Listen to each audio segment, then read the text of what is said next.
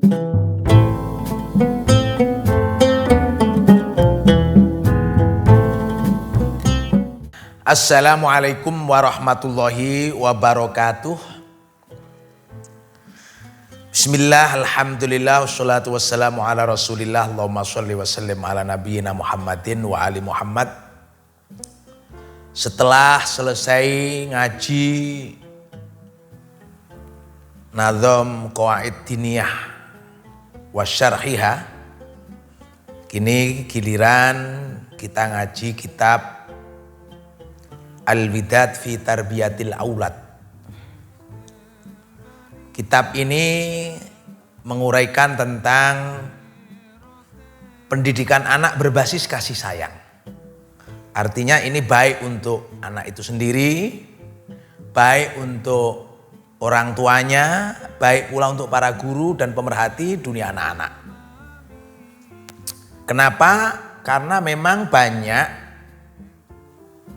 orang tua, guru, atau siapapun tidak paham tentang karakter anak, bakat anak, kebiasaan anak, kecenderungan anak. Begitupun sebaliknya si anak juga nggak paham bagaimana seharusnya ia berbakti kepada orang tua, taat kepada orang tua, takzim, menghormati, memuliakan. Banyak anak-anak yang tidak tahu bagaimana caranya. Gurunya juga demikian. Maka saya berharap buku ini membantu paling tidak memahami anatomi anak itu sendiri dari segi pendidikan. Juga anak memahami anatomi bagaimana harus memuliakan orang tua, guru dan seterusnya.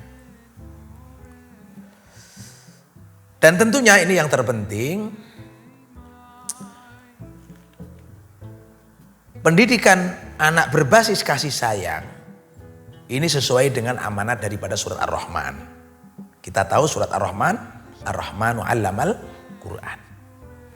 Di situ Allah memulai surat Ar-Rahman dengan menyebut dirinya sebagai Ar-Rahman. Seperti yang disampaikannya dalam ungkapan Bismillahirrahmanirrahim. Sifat Allah yang sangat populer itu. Nah, dalam surat Ar-Rahman itu Allah menyampaikan kepada kita bahwa dirinya itu adalah guru. Allama, mengajarkan. Ini deh, guru. Maka dari sini ada satu pesan khusus setiap orang yang masuk ke dalam ruang profesi guru. Orang tua juga guru, pengajar di sekolah juga guru, pengalaman itu juga guru, lingkungan itu juga guru. Nanti akan kita uraikan sedemikian rupa. Dia harus memiliki sifat dasar. Apa itu? Ar-Rahman, kasih sayang. Nah, kata widad ini dari kata wadda, wadud, mawaddah, yang artinya berkasih sayang. Maka mudah-mudahan bermanfaat. Tentunya sangat dianjurkan bagi kita kaum santri untuk terlebih dahulu membaca Suratul Fatihah sebagai wasilah kepada baginda Nabi Muhammad SAW, kepada para guru-guru, para ulama, masyayikh, terutama orang tua kita dan juga guru-guru kita, Ki Haji Abdul Manan dan seluruh keluarga besar, Ki Haji Maksum Lasem, Ki Haji Jazuli Osman, beliau adalah guru-guru kami.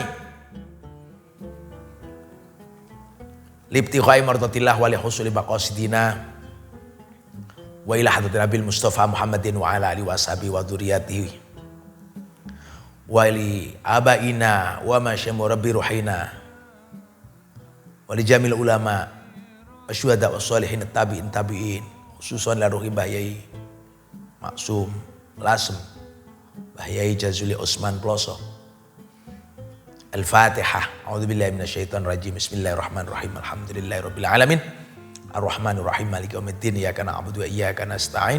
Ihdinas siratal mustaqim. Siratal ladzina an'amta 'alaihim ghairil maghdubi 'alaihim waladdallin. Amin. Khusussan ila ruhi Mbah Yai Manan.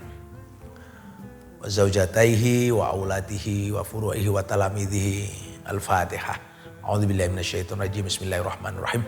Alhamdulillahirabbil alamin arrahmanir rahim maliki yaumiddin iyyaka na'budu wa iyyaka nasta'in shiratal mustaqim shiratal ladzina an'amta 'alaihim ghairil maghdubi 'alaihim waladdallin amin.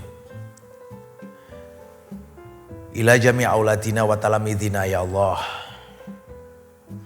Ij'al auladana wa talamidana min ulamaikas sholihin wa min abdil husni wa min ibadikal mu'min husnul khawatim. Al-Fatihah. A'udzubillahi minasyaitonir rajim. Bismillahirrahmanirrahim. Alhamdulillahirabbil alamin. Arrahmanir rahim. Maliki yaumiddin. Iyyaka na'budu wa iyyaka nasta'in. Shiratal mustaqim. Shiratal ladzina an'amta 'alaihim ghairil maghdubi 'alaihim waladdallin amin. Bismillahirrahmanirrahim. Al-Widad fi Tarbiyatil Aulad. Ini kitab berjudul Al-Widad fi Tarbiyatil Aulad. Pendidikan anak berbasis kasih sayang.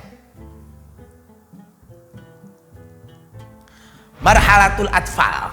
Bab pertama tentang tahapan anak. Ya, bab pertama dari buku ini adalah menerangkan tentang tahapan anak. Silsilatul Budhuri, mata rantai benih. Wal mazru'ati, dan media tanam. Wa idaratuz ziraati, dan manajemen tanam. Wahya, yaitu silsilatun, mata rantai muhimmatun, yang amat urhan, amat penting. Jadi mata rantai, bibit, media tanam, dan perakuan atau manajemen itu adalah mata rantai yang sangat penting. Alatis tastamti'u, yang membuat senang, membuat bahagia. Al-muzari'un, alatis tastamtu, yang menjadi bahagia, itu silsilah. Al-muzari'una, mereka yang bercocok tanam. Fi mazro'atihim, di dalam media tanam mereka, dalam sawah ladang mereka.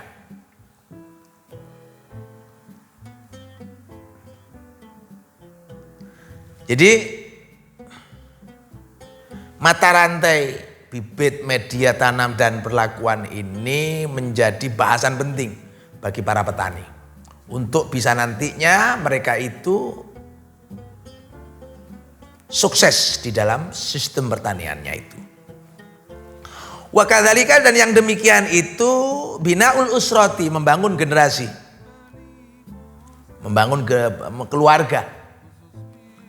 Lijailin, untuk generasi azimin, yang besar.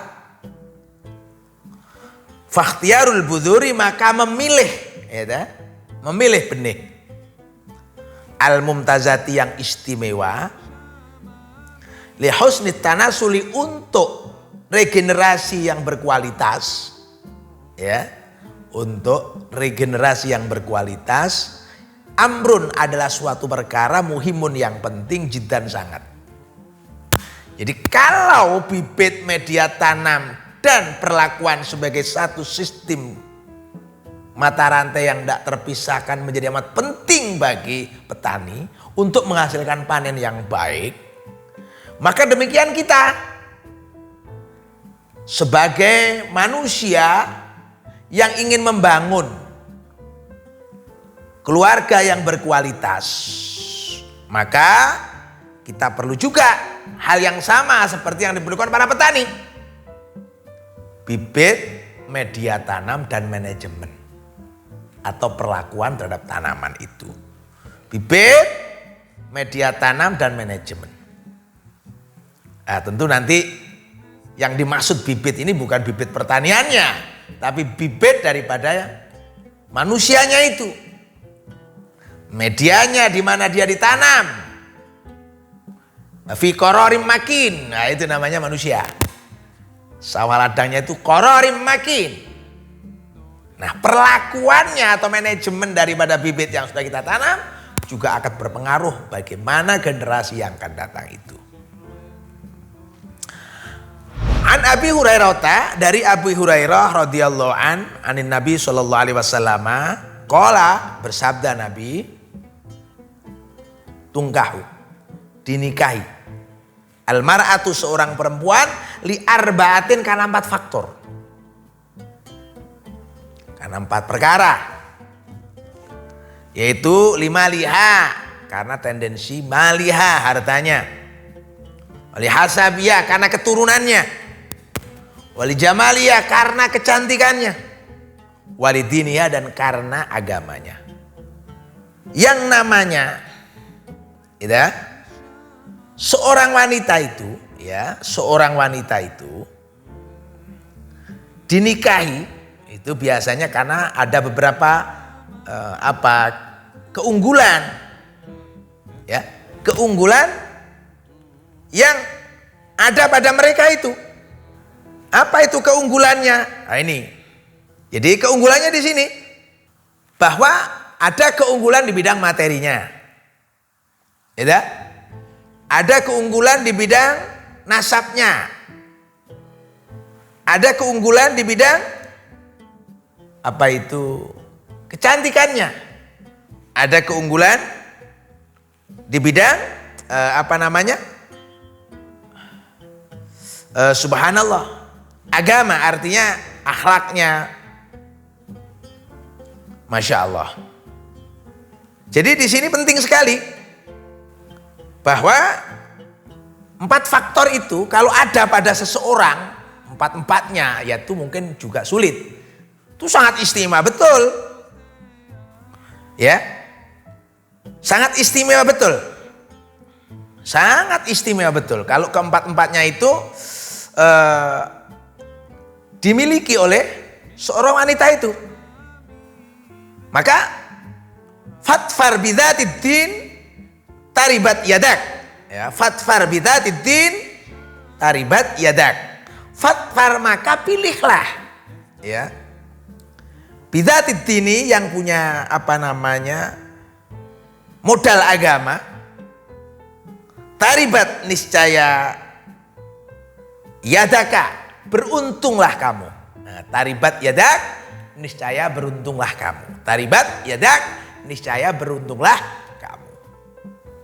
Jadi di sini persoalannya adalah pertama, seorang wanita itu dipilih oleh calon suaminya itu tadi limaliha, lihasabiha, lijamaliha, lidiniha. Nah, kalau kemudian dipilih faktor lidiniha, fatfar ini bidzatid din taribat yadak, itu sangat menguntungkan. Artinya prioritinya adalah yang punya akhlak. Prioritinya adalah yang punya karakter baik. Ini prioriti. Soal kemudian dia cantik, dia kaya, dia dari keturunan orang baik-baik, itu bonus. Ya ini. Yang penting adalah di sini taribat yadak, ada satu keuntungan besar yang didapat oleh seseorang ketika ia mendapatkan istri itu adalah lidiniha. Ini penting akhlaknya. Al-marhalatul ula. Ini bab yang pertama itu adalah tentang tahapan seorang anak. Maka seorang anak itu memiliki 4 tahapan. Nah, di sini kita sekarang masuk ke dalam al-marhatul ula, yaitu tahap yang pertama daripada tumbuh kembang seorang anak. Disebutkan hunaka, di sana dalam dunia anak itu arba'atu marahilah, ada 4 tahapan.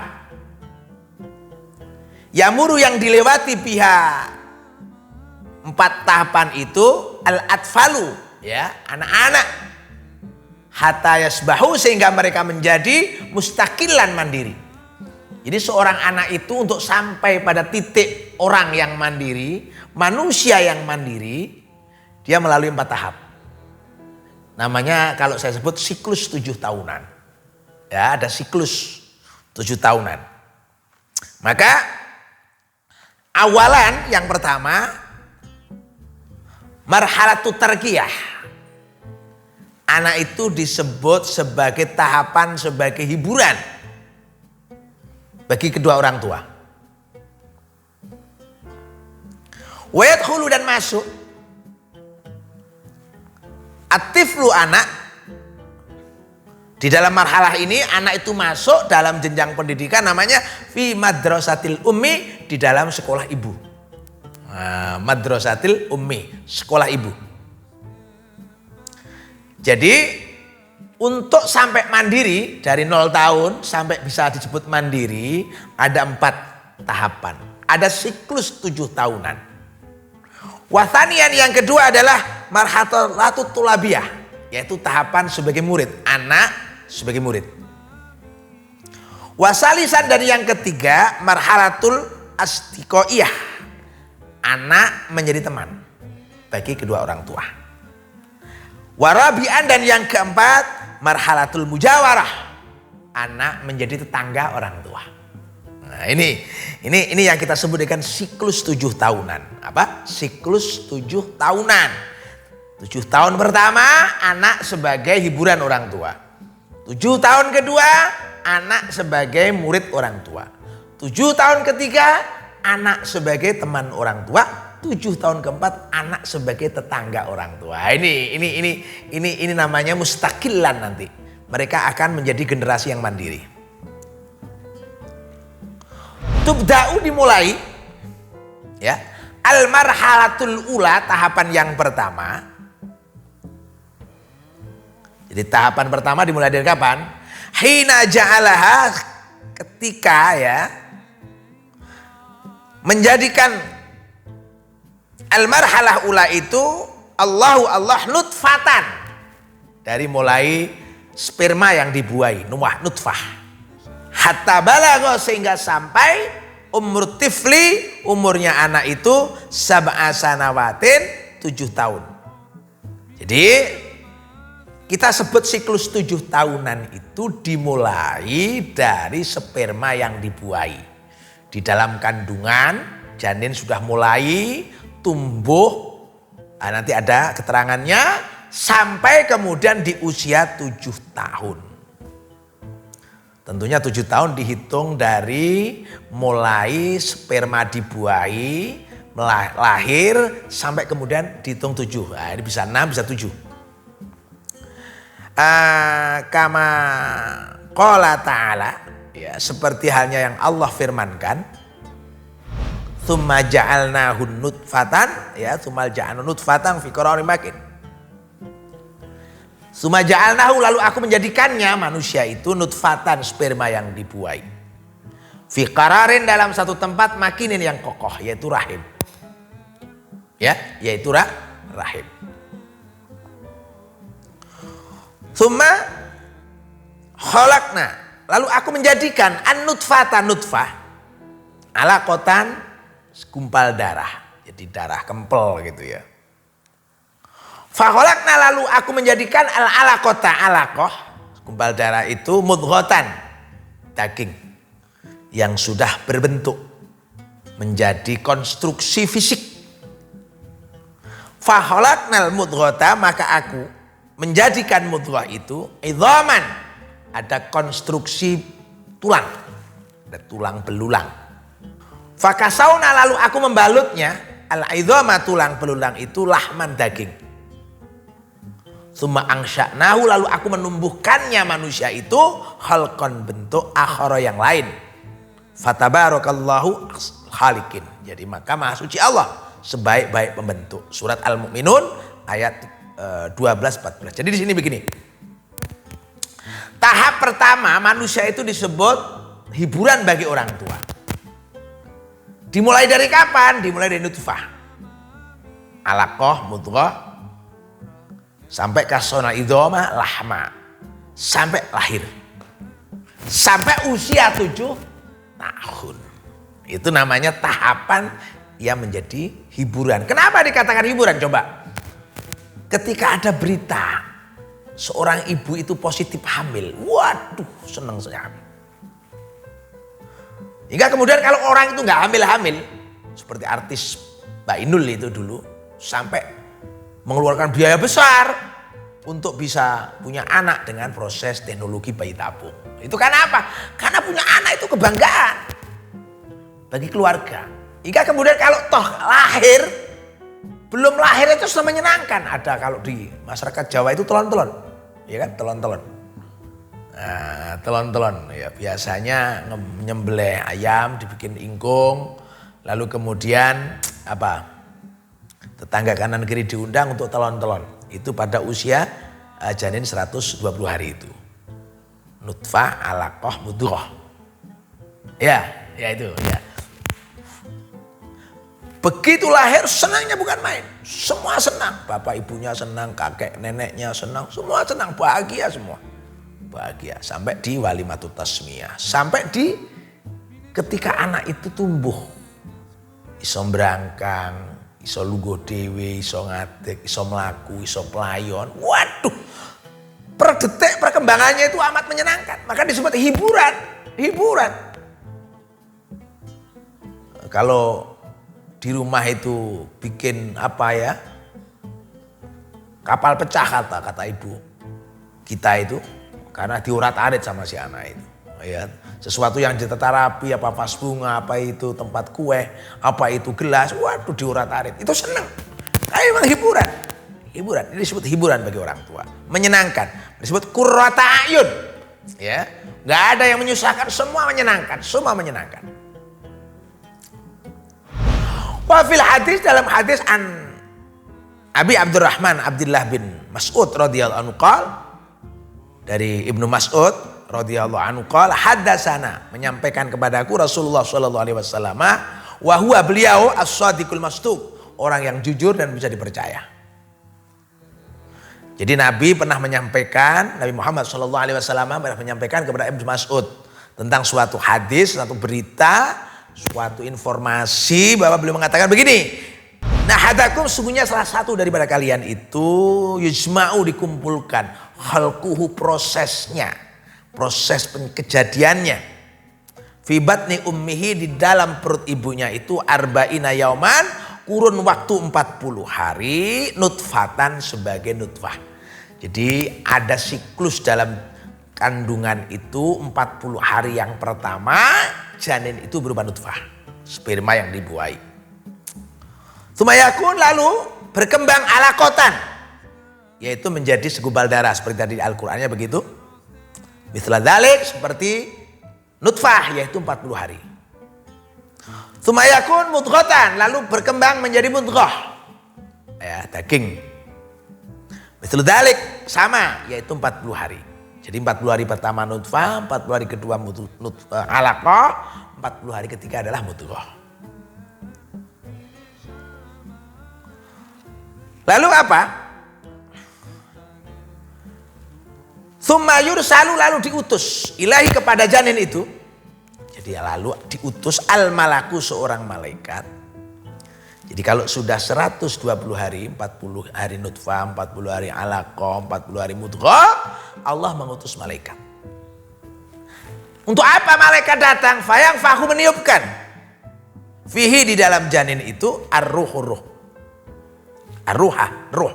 Fayang fofir ruha, ar-ruh.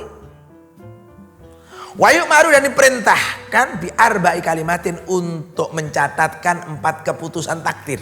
Jadi 120 hari itu masa kritis, di mana janin itu mendapatkan asupan nyawa, nah, dari Allah, yang di dalam nyawa itu termuat kode-kode, simbol-simbol yang berkait dengan masa depan dia, yaitu bikat birizkihi, dicatat tentang rizki si bayi itu nanti. Wa ajalihi, jatuh temponya, umurnya berapa tahun, berapa bulan, berapa detik. Wa amali, dan pekerjaannya apa. Wa syakiyun, dan nasibnya yang celaka, au sa'idun, atau pilihannya adalah bahagia, untung, nasib. Jadi usia 120 hari itu Allah utus malaikat, di mana malaikat itu untuk menyampaikan kepada janin itu titipan dari Allah berupa nyawa. Caranya memasukkan nyawa itu dengan tarik tiup. Makanya kalau dengan bahasa tiup ini berarti nyawa adalah bagian daripada udara ini. Kentean udara ya entek. Kayak iso urip sampean. Ya, kayak iso urip. Nah, di situ anak disebut apa yang kita sebut apa ini?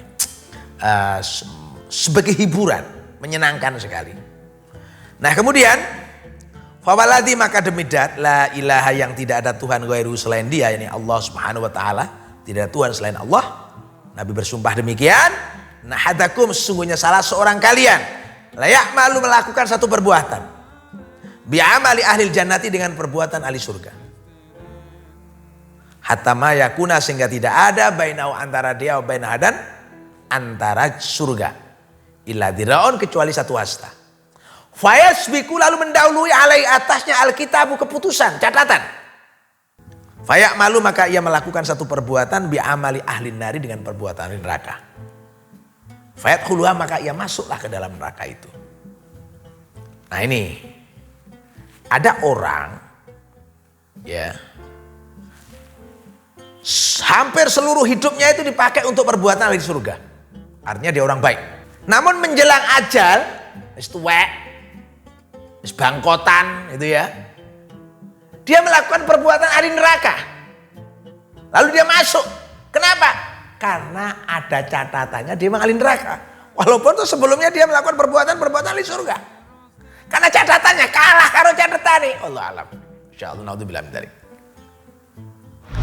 Sebaliknya, ana hadakum, dan sesungguhnya kalian, salah satu dari kalian itu layak malu melakukan satu perbuatan bi amali ahli nari, dengan perbuatan di neraka. Hatta mayakuna, sehingga tidak ada bainahu, antara dia wa bainaha, dan antara neraka, illa dhiraun, kecuali satu hasta. Fayasbiku, lalu mendahului alai, atasnya alkitabu, catatan. Fayak malu, maka ia melakukan perbuatan bi'amali ahlil jannati, dengan perbuatan penghuni surga. Fayat khuluha, lalu ia masuk ke dalamnya. Rawahul Bukhari Muslim. Sebaliknya ada orang yang hampir seluruh hidupnya dipakai untuk perbuatan ahli neraka, maksiat molimo. Karena dia tercatat sebagai penghuni surga kelaknya, maka menjelang mati dia tobat, dapat hidayah. Ini contohnya siapa? Gitorolis misalnya, ya Gitorolis. Gitorolis itu kan, waduh, pokoknya bengal gitu ya, molimo. Nah, satu saat di menjelang usia tua itu, dia lagi mabuk-mabuk di puncak, pas hari-hari Jumat dia keluar dari villa. Nah, dari bukit itu dia melihat ada orang berangkat Jumatan, orang kampung di puncak itu bawa sajadah. Lalu pemandangan itu membuat dia tersadar. Tentang jalan hidup yang dia pilih selama ini salah. Maka kemudian dia bertanya kepada seorang ustadz, dibimbing hingga mendapat hidayah. Dan apa? Menghabiskan waktu menjelang kematiannya itu untuk dakwah. Ketika itu dia dakwah terus, keliling, berdakwah sampai ke Sumatera Barat, pulang dari Sumatera Barat dakwah sampai Jakarta meninggal dia. Meninggal dalam keadaan dia itu khurud fisabilillah, dalam dakwah. Dulu kan Masya Allah, dia itu sampai saking kayak Mick Jagger-nya Indonesia ya. Saya ini kepengen mati saya di panggung ya, karena saking dedengkotnya musik rock ketika itu. Tapi karena dia sudah tercatat ahli surga, ya Allah, Masya Allah, ini apa? Di menjelang akhir hayatnya, dia diberi hidayah oleh Allah. Nah, makanya hadis ini mengajarkan kita dengan istilah Jawa apa? Ojo dumeh. Kita wis podo-podo rong karwane. Ojo dumeh. Inilah bab pertama tentang al-widat fi tarbiyatil aulad. Tentang apa?